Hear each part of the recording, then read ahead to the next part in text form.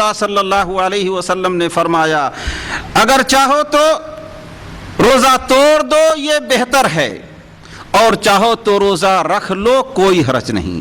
ظاہر ہے جب روزہ توڑنا بہتر ہے تو ہم بھی کہیں گے روزہ توڑنا بہتر ہے اور روزہ رکھنے میں کوئی حرج نہیں، لیکن جس آدمی کو احساس ہو کہ بعد میں روزہ رکھنا دشوار ہو جائے گا تو کوئی حرج نہیں، وہ حالت سفر میں بھی روزہ رکھ لے اور انشاءاللہ اس میں کوئی حرج نہ ہوگا۔ دوسری صورت یہ ہے کہ مسافر کو روزہ رکھنے سے تکلیف ہو رہی ہے لیکن اتنی زیادہ نہیں کہ جان چلی جائے، تو ایسے مسافر کو روزہ رکھنے کی اجازت تو ہے لیکن بہتر یہ ہے کہ روزہ توڑ دے۔ اللہ رب العالمین اپنے بندوں کے اوپر کس طرح کا بوجھ ڈالنا نہیں چاہتا، اس لیے اللہ رب العالمین نے فرمایا اللہ تعالیٰ چاہتا ہے کہ تمہارے لیے آسانی پیدا کرے، اور جب اللہ رب العالمین نے ہمارے اوپر آسانی پیدا کرنے کا ارادہ کر ہی لیا ہے، اس لیے مسافر کو تکلیف ہونے کی صورت میں روزہ توڑنے کی اجازت ہے تو اسے چاہیے کہ روزہ توڑ دے۔ تیسری صورت یہ ہے کہ روزہ رکھنے کی وجہ سے مسافر کو سخت مشقت اٹھانی پڑ رہی ہے، سخت پیاس لگی ہے، بھوک لگی ہے، دھوپ لگی ہے، تو پھر ایسے روزے دار کے لیے ضروری ہے کہ وہ روزہ توڑ دے، واجب ہے کہ روزہ توڑ دے اور بعد میں ان روزوں کی یہ قضا کر لے گا۔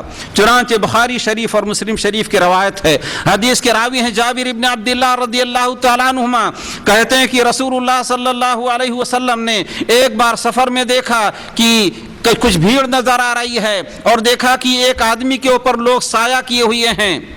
رسول اللہ صلی اللہ علیہ وسلم نے پوچھا کیا معاملہ ہے؟ لوگوں نے کہا یہ صاحب روزے سے انہیں تکلیف ہو رہی ہے، تو رسول اللہ صلی اللہ علیہ وسلم نے فرمایا لیس من البر الصیام فی سفر، حالت سفر میں روزہ رکھنا یہ کوئی نیکی کا کام نہیں ہے۔ اللہ کے رسول علیہ السلام کے اس فرمان میں ایک اشارہ ہے ایک اور اہم مسئلے کی طرف، اور وہ مسئلہ ہے رسول اللہ صلی اللہ علیہ وسلم کا علم غیب نہ جاننا۔ اللہ کے رسول علیہ السلام غیب جانتے ہوتے تو صحابہ کرام سے نہ پوچھتے کہ کیا معاملہ ہے، یہاں بھیڑ کیوں لگی ہے اور ان کے اوپر سایہ کیوں ڈالا گیا ہے۔ اللہ کے رسول علیہ السلام پہلے ہی سے ان صاحب سے کہہ دیتے کہ روزہ رکھنے کی ضرورت نہیں ہے، لیکن جب رسول اللہ صلی اللہ علیہ وسلم نے بھیڑ کو دیکھا تو آپ نے پوچھا کیا معاملہ ہے، جب آپ کو بتایا گیا تو رسول اللہ صلی اللہ علیہ وسلم نے فرمایا لیس من البر الصیام فی سفر، روزے کی حالت میں، سفر کی حالت میں روزہ رکھنا یہ کوئی نیکی کا کام نہیں ہے۔ اب آگے ہم روزے سے متعلق چند مسائل کا تذکرہ کریں گے۔ پہلا مسئلہ ہے نیت کا۔ نیت دل کے ارادے کو کہتے ہیں۔ فرض روزہ رکھنے کے لیے ضروری ہے کہ صبح صادق سے پہلے انسان روزے کی نیت کر لے۔ اگر شام کو سویا ہے اور اس نے نیت کر لی ہے کہ ہمیں کل روزہ رکھنا ہے، سحری کے وقت بھلے نہ اٹھ سکا تب بھی اس کی نیت مکمل ہے۔ اور جیسا کہ میں نے کہا نیت دل کے ارادے کو کہتے ہیں، اس لیے بعض لوگ کتابوں کے اندر جو لکھ دیتے ہیں یا بعض لوگ زبان سے رٹتے ہیں اللہم اصوم للہ غدن، اصوم غدن للہ سبحانہ وتعالی، میں کل اللہ رب العالمین کے لیے روزہ رکھوں گا، یہ غلط ہے۔ رسول اللہ صلی اللہ علیہ وسلم یا صحابہ کرام سے زبان سے نیت کا کوئی ثبوت نہیں ہے۔ نیت دل کے ارادے کو کہتے ہیں۔ اگر سحری کے وقت آپ اٹھ گئے، آپ نے ایک گھونٹ پانی پی لیا یا کچھ کھا لیا، تب بھی آپ کی نیت مکمل ہو گئی۔ رسول اللہ صلی اللہ علیہ وسلم نے فرمایا ہے من لم یبیت الصیام من اللیل فلا صیام لہ، رات سے جتنے روزے کی نیت نہ کی گویا اس کا روزہ ہی نہ ہوا۔ لیکن یہ فرض روزے کے بارے میں ہے۔ اگر نفل روزہ ہے، آپ نے اگر فجر کے بعد کچھ کھایا پیا نہیں ہے، 10 بجے دن میں بھی 12 بجے دن میں بھی آپ نے روزے کی نیت کر لی تو آپ کا روزہ ہو جائے گا۔ اور اگر آپ نے روزے کی نیت کی ہے، بعد میں کچھ بھوک لگی یا کوئی اچھا کھانا آ گیا، آپ نے روزہ توڑ دیا تب بھی کوئی حرج نہیں۔ یہ نہ کہیں کہ یہ صاحب کھانا دے کے للچا گئے، خود رسول اللہ صلی اللہ علیہ وسلم سے ایسا ہوا ہے۔ ایک بار اللہ کے رسول علیہ السلام غور کریں، سید الاولین والآخرین کی زندگی کیسی معاشی لحاظ سے کیسی تنگ تھی. ماں عائشہ رضی اللہ تعالیٰ عنہ کے پاس آتے ہیں اور پوچھتے ہیں عائشہ تمہارے پاس کچھ ہے کھانے پینے کا؟ کہتی ہیں یا رسول اللہ صلی اللہ علیہ وسلم کچھ نہیں ہے. کہتے ہیں رسول اللہ صلی اللہ علیہ وسلم چلو میرا روزہ ہے.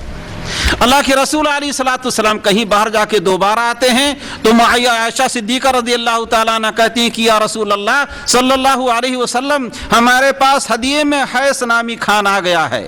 آٹا کھجور اور گھی ملا کر کے یہ کھانا بنایا جاتا ہے. انہوں نے کہا کہ اللہ کے رسول ہمارے پاس ہدیے میں کسی نے کھانا بیچ دیا ہے.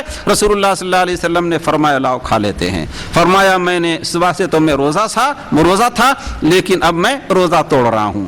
نفلی روزہ توڑ دینے کی صورت میں اس کی کوئی قضا بھی نہیں ہے. انسان کو اختیار ہے یہ روزہ رکھے یا روزہ توڑ دے, یا اگر اس نے صبح شادی کے بعد سے اب تک کچھ کھایا پیا نہیں ہے تو دوپہر کے بعد بھی وہ روزے کی نیت کر لے تو انشاءاللہ اس کا نفلی روزہ ہو جائے گا. روزے سے متعلق دوسرا مسئلہ ہے سحری کا کھانا.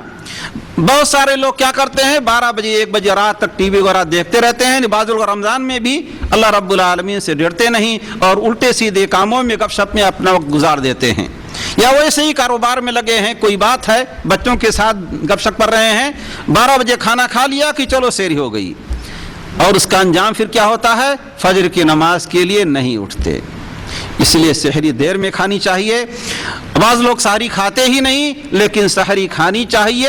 رسول اللہ صلی اللہ علیہ وسلم کا ارشاد ہے, حدیث بخاری شریف اور مسلم شریف کی حدیث کے راوی انس بن مالک رضی اللہ تعالیٰ عنہ فرماتے ہیں کہ رسول اللہ صلی اللہ علیہ وسلم نے فرمایا تسحروا فإن فی السحور برکہ, سحری کھایا کرو سحری کے اندر برکت ہے.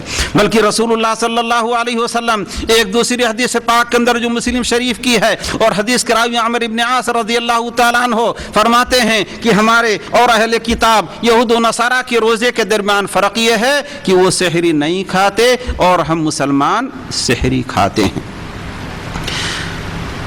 ایک بار رسول اللہ صلی اللہ علیہ وسلم اور زید بن ثابت رضی اللہ تعالیٰ عنہ دونوں نے ایک ساتھ سحری کھائی اور پھر تھوڑی دیر کے بعد نماز کے لیے کھڑے ہو گئے.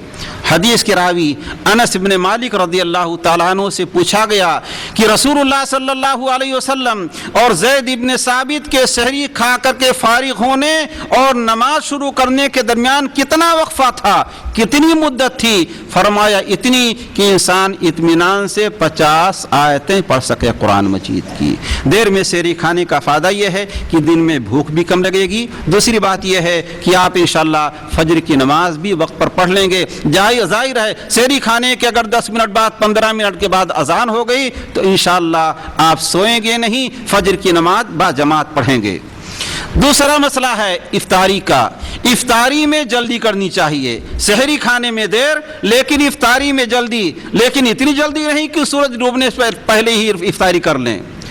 جب سورج ڈوب گیا, یقین ہو گیا کہ سورج ڈوب گیا ہے, اور ہمارے یہاں الحمدللہ بحرین کے اندر تو سورج ڈوبتے ہی اذان شروع ہو جاتی ہے, تو جہاں یہ التزام ہو کہ سورج کے ڈوبتے ہی اذان ہو جاتی ہے تو اذان کے کلمات سننے کے فوراً بعد افطاری کر لینی چاہیے. لیکن اگر کہیں آپ ایسی جگہ پر ہیں جہاں دیہات وغیرہ کے اندر کی اذان کی آواز نہیں سنائی دے رہی ہے لیکن آپ دیکھ رہے ہیں کہ سورج ڈوب گیا ہے, تو جیسے ہی آپ کو یقین ہو جائے کہ سورج ڈوب گیا ہے فوراً افطاری کر لیں. چنانچہ رسول اللہ صلی اللہ علیہ وسلم نے فرمایا ہے, حدیث بخاری شریف اور مسلم شریف کی, اور حدیث کے راوی انس بن مالک رضی اللہ تعالیٰ عنہ کہتے ہیں کہ رسول اللہ صلی اللہ علیہ وسلم نے فرمایا کہ لوگ بھلائیوں میں رہیں گے جب تک وہ افطاری کے اندر جلدی کریں گے. اور رسول اللہ صلی اللہ علیہ وسلم کی عملی تعلیم کے مطابق اگر تر کھجوریں مل جائیں تو اس سے افطاری کریں, تر کھجوریں نہ ملیں تو پختہ کھجوریں, اگر کھجوریں بھی نہ ملیں تو ایک گھونٹ پانی کا لے لیں اور اس سے افطاری کر لیں, شربت سے کر لیں یا کسی اور چیز سے افطاری کر سکتے ہیں, اس میں کوئی